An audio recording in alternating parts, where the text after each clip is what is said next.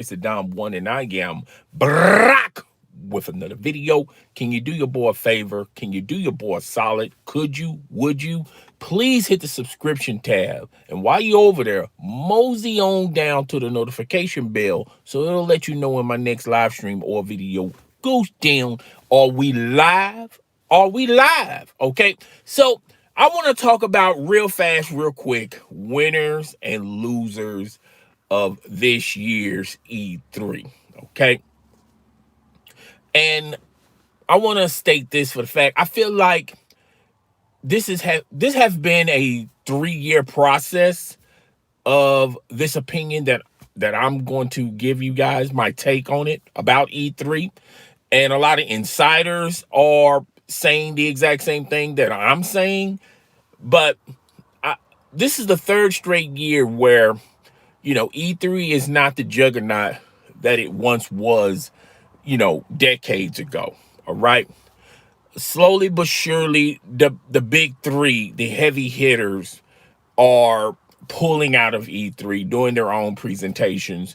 Sony has been doing it. I think this is their third straight year that they're not attending E3. Nintendo does Nintendo Direct. That's a live stream that is, televised in E3, and they do their own presentation, and the bulk of their content is on their YouTube channel. The only one that's still holding on to E3 to a certain extent is Microsoft, Bethesda, at one point Epic. A lot of the studios still hold on to E3. And, studios such as Activision and EA, they will throw some trailers here and there, but, even their presence isn't known at E3 like it used to be, back in the day. And, E3 was like the Mecca. It was like the Super Bowl for the gaming industry, for gaming publishers, studios, old and new, as well as the big three, the heavy hitters. You know, Sega used to be a heavy influencer of E3, back in the day when they used to make consoles and stuff. And, ever since they stopped making consoles and they became mainly focused as a software company, even they slowly but surely, not making a huge presence at E3. So E3 has been diluted.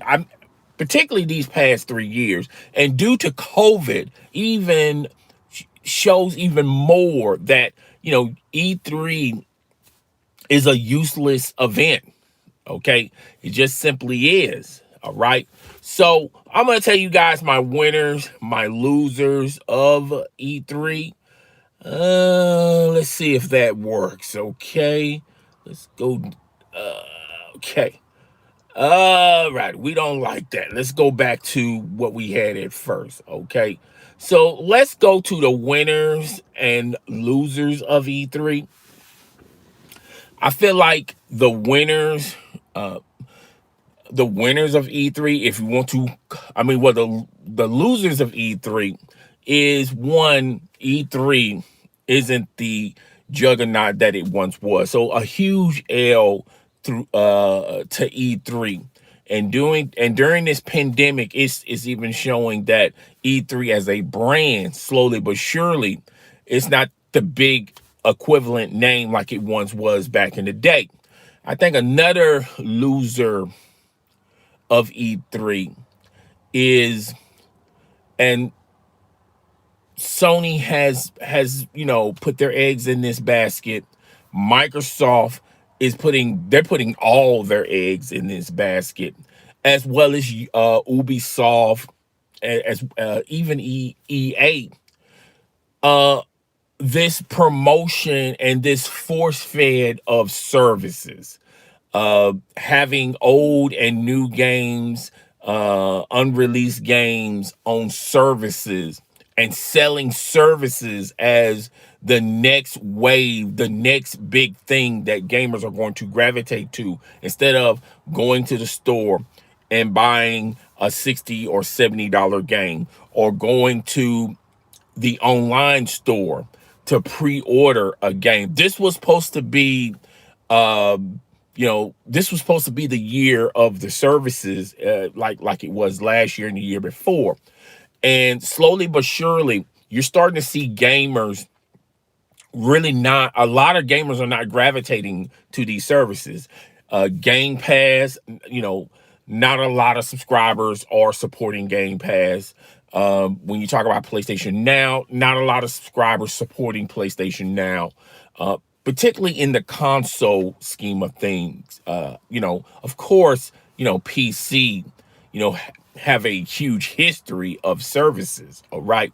But I feel like the importance of AAA games standing on their own, not incorporating other, games to sell this game or to sell this service. I feel like AAA games are the big winners of E3. A lot of people were checking out the nuances, and everybody was oohing and awing about Battlefield. Okay, people are chatting away and talking about the next version of Madden, the next version of Call of Duty. Okay, a lot of these Verizon Forbidden West, which was on the PlayStation.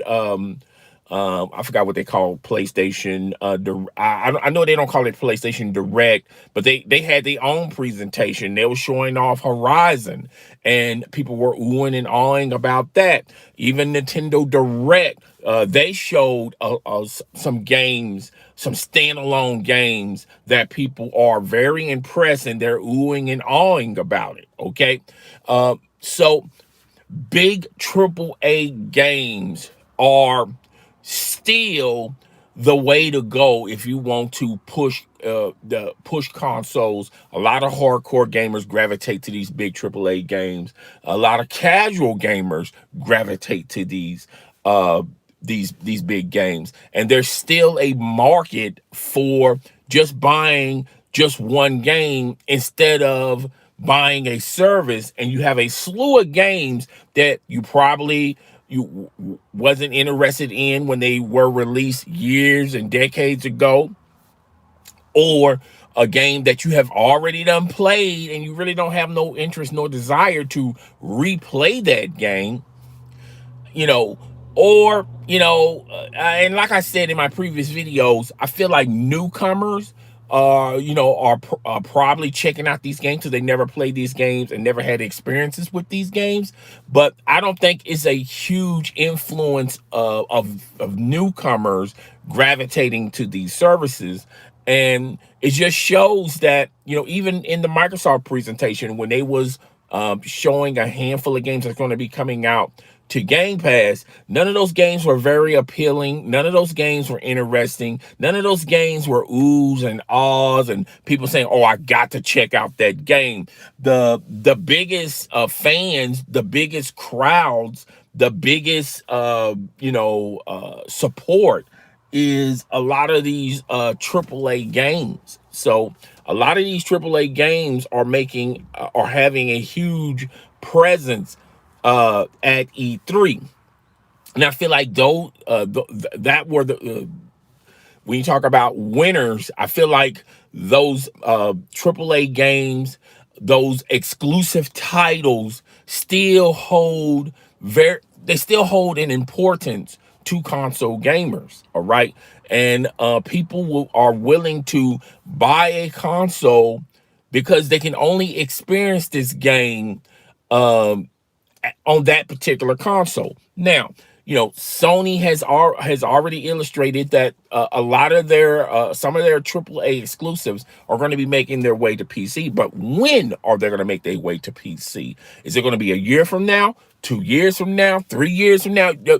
And is everything that's PlayStation exclusive going to PC? Those are the unknowns. And Sony and Jim Ryan, they're just taking their time releasing these games to PC. They understand that that's a new economic market, an untapped market for Sony to sell these games, okay?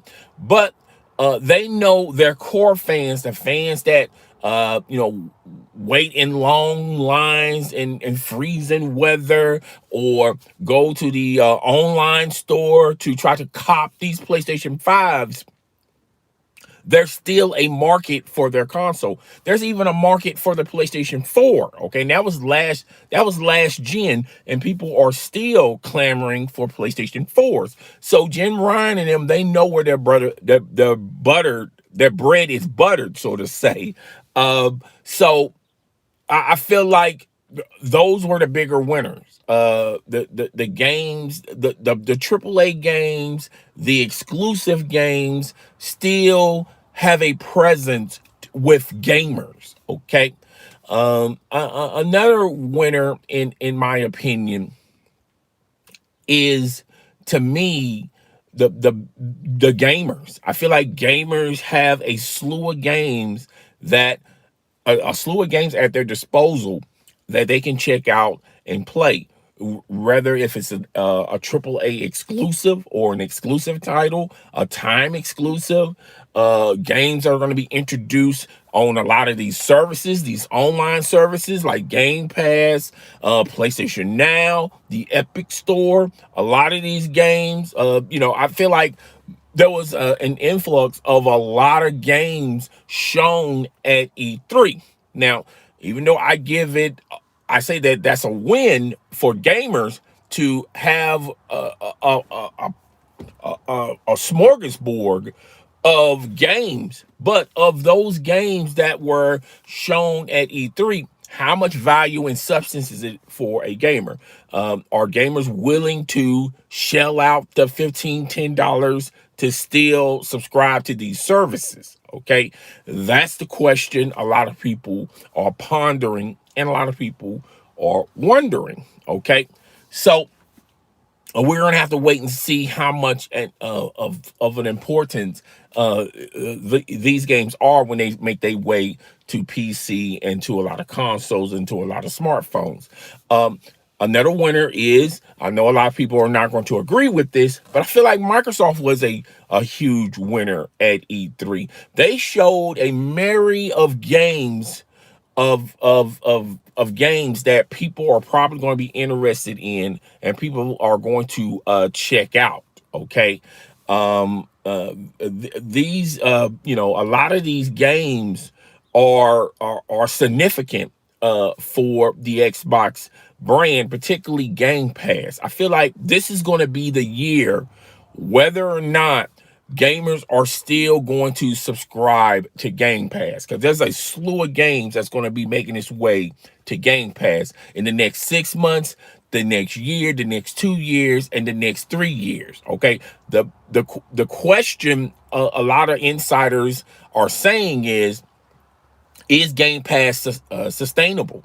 Are people willing? Will people wait, knowing what lies ahead in the future? And I also talked about this in my video when I talked about E3 on my other channel, just my opinion. I also said that with Game Pass, and I went, well, with Microsoft history, they always try to create their own wave, try to create their own avenue, try to do something different. And they experiment with it for a couple of years, and then they completely abandoned it and moved to the next big thing or the next big wave. Okay.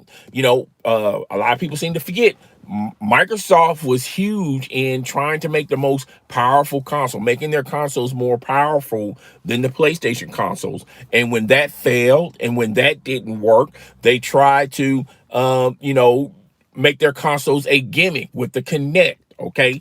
And when they couldn't steal any shares from PlayStation, particularly people still clamoring for these PlayStations, then they gravitated to, okay, well, let's try to have more exclusive titles for our console. Okay. And that didn't work. And now they're trying to tap into the billion gamers out there with Game Pass. What if, 2 years down the road, Game Pass is not creating the numbers that the big heads at Microsoft are waiting for?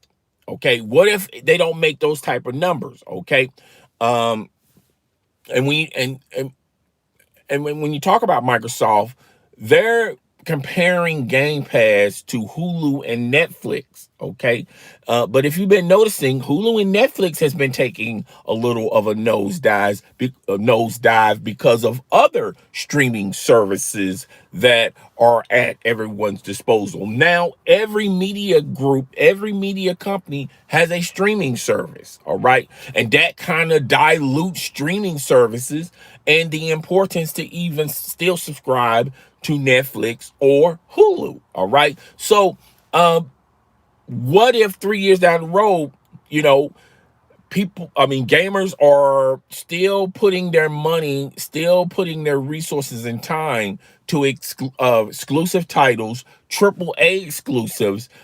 Those studios, those companies are still making that money, making that bread, making that paper, but Game Pass is hasn't evolved, hasn't gotten better. Okay, I'm not saying it's going to get worse, but it just simply hasn't gotten better as far as making a profit. Okay, will the Microsoft heads try something else? Will they completely abandon Game Pass? Which to me, if they do this, they already diluted their quote unquote exclusives. Okay. Gears of War isn't the same Gears of War that we experienced 10 years ago. Neither is Halo. Okay. I feel like Forza Motorsports, I feel like it has its community, and that community is going to support Forza Motorsports. Okay. But even Crackdown, when Crackdown was introduced to all of us, particularly the online died within a matter of months. Okay, and the game, not a lot of people are playing the game. Gears of War Pop was scrapped. Okay, so a lot of their IPs, a lot of their brands, particularly with their games, they don't have that same value, that same brand like it once was 8 or 10 plus years ago. Okay, so Microsoft has already destroyed uh, their once exclusive titles. When it comes to their consoles, they're destroying the good name of the Xbox consoles because Microsoft want to be more focusing, and they want to have more attention on their online services. They really don't care about the consoles. The consoles are an appetizer to Microsoft. They're not in the system selling business. They're more into the service selling business. All right. Uh, if if they crash and burn on Game Pass, are they going to gravitate back to the consoles? And uh, by that time, a lot of people have already done made their decisions on what consoles, or if they're going to stay on tablet or PC. And it's going to be hard to get those hardcore Xbox gamers back that would buy their consoles, will have 2 or 3 consoles in their home. It'll be hard for Microsoft to get those fans back if they give up on Game Pass and say, okay, let's get back to making consoles and get back to our games just being exclusive. I feel like the Microsoft and Bethesda, even though they had a strong presence at E3, even though I give it a high grade what they did at E3, still at the end of the day, a lot of those games, they're not appealing when you compare those.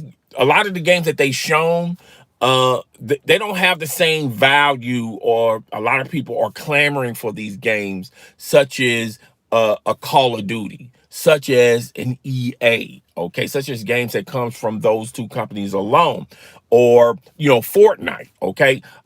They don't have that same, oh, we have to play these games, okay. Diablo, they showed off Diablo. They got Bethesda, they got Wolfenstein, they got Doom, they got Elder Scrolls, they got Starfield.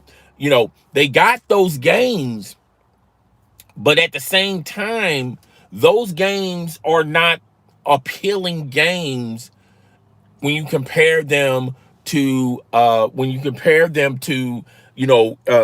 Madden, 2K, Battlefield, Call of Duty. Okay, those games are still staplers of the gaming community. Okay, those games are the type of games that people would pre-order and play at an alarming rate. Okay, even the Assassin Creeds. I'm not a huge fan of the franchise, but they even have a bigger community than any of the Bethesda titles that Microsoft has just purchased. Okay, and like I said a year ago when they acquired Bethesda, I feel like that was a good, solid business deal.